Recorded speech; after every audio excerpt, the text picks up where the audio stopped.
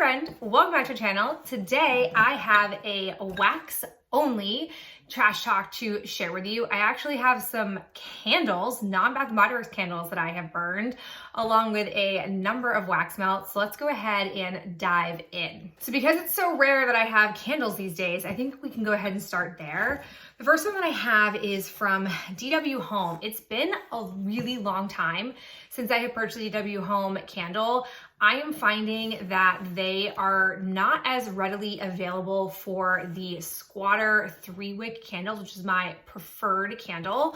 But when I came across this one, the chocolate pumpkin spice this fall, it was really different and unique. And it was so well balanced. It basically was like a cinnamony type of chocolate scent, which I really enjoyed. It is a 2-wick, and I have to say, it burned really well, but you can probably see in there, it is so sooty. This candle produced a ton of soot. It was actually kind of gross, and it did leave a little bit of marking on our cabinets. So definitely not one that I'd repurchase to use as a candle, but the scent of it was phenomenal. If I came across it as like one of their smaller, I call it like a travel size candle, but one of their really small single wick candles, I might consider buying it to melt the wax because the scent was really awesome. And you got a wax pool pretty quickly despite having 2 wicks, and you could smell it really strongly. I just did not like how so sooty this candle was. The next candles I have come from Scentworks, which is the Harry Slatkin line that is produced for Kohl's. I got these only because of the candle channel. Kent did reviews on all of these and spoke really highly about the fall collection. So I went in and I found the Hot Apple Cider. This is such a yummy candle. It burned all the way down to the very bottom. It is nice, thick glass, so it creates a really lovely wax pool pretty quickly. It is so lovely. The scent of it was just this beautiful, like light cider type of scent. It wasn't too spicy, which I appreciated. And then you got a scent from this immediately. It also burned for a really long time. I find that sometimes like with Bath & Body Works candles, when they use the thicker glass, it is great for producing good heat, but it makes the candle go even faster than they normally go. This still held on to its life, which I really liked. I also found it on clearance. I don't know why it was on clearance, but it was 60% off. So that was a good deal as well. So I was really happy with it, and if I came across it again, I would probably rebuy it. The other candle I purchased from the fall line was the Scarlet Leaves. First off, this like wine colored glass is really beautiful, and performance was equal. It burned all the way down.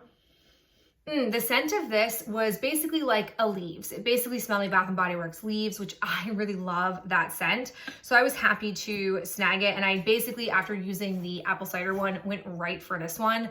I thought the performances were great for fall. They were really classic fall scents, and again, did really well for me. So I would definitely recommend these if you come across them.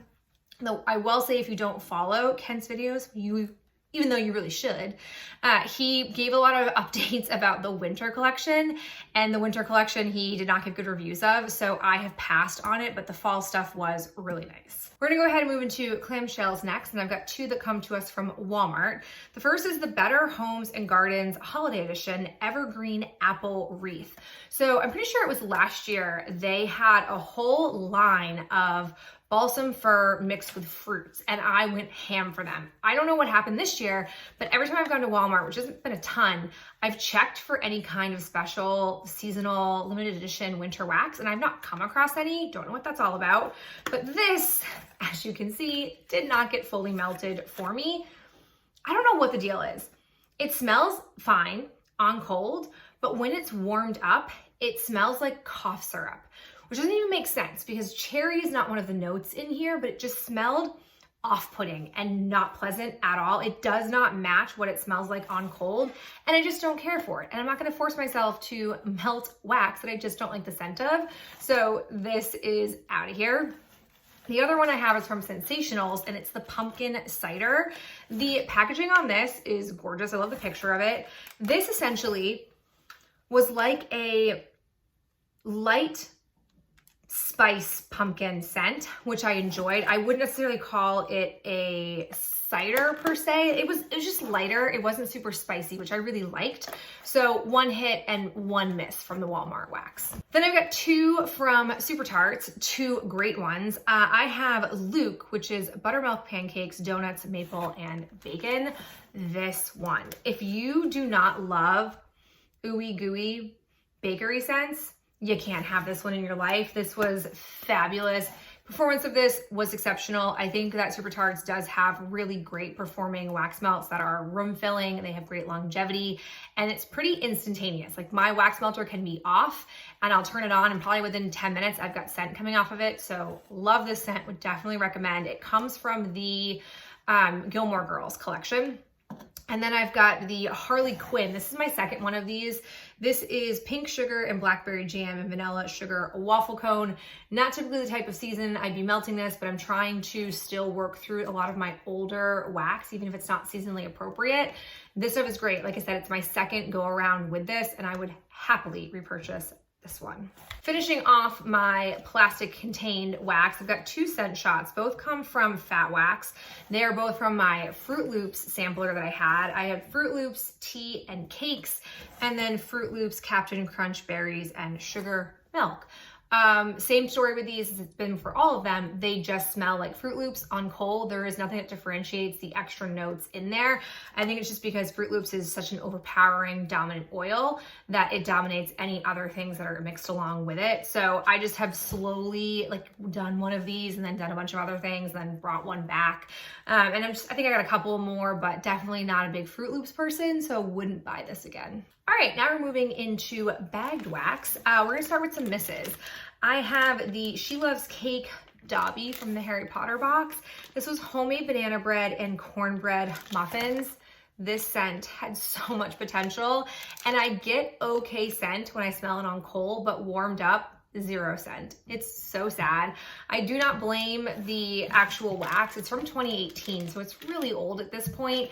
I need to get a move on for using all of her wax up because it's definitely not holding its life for much longer. In case in point, this one didn't work out at all. So real sad because I love the idea of the scent of it, but just didn't have any performance. Another oldie with bad performance. This is Rocket Candle Company Mystic Cherry. This was poured in 2016.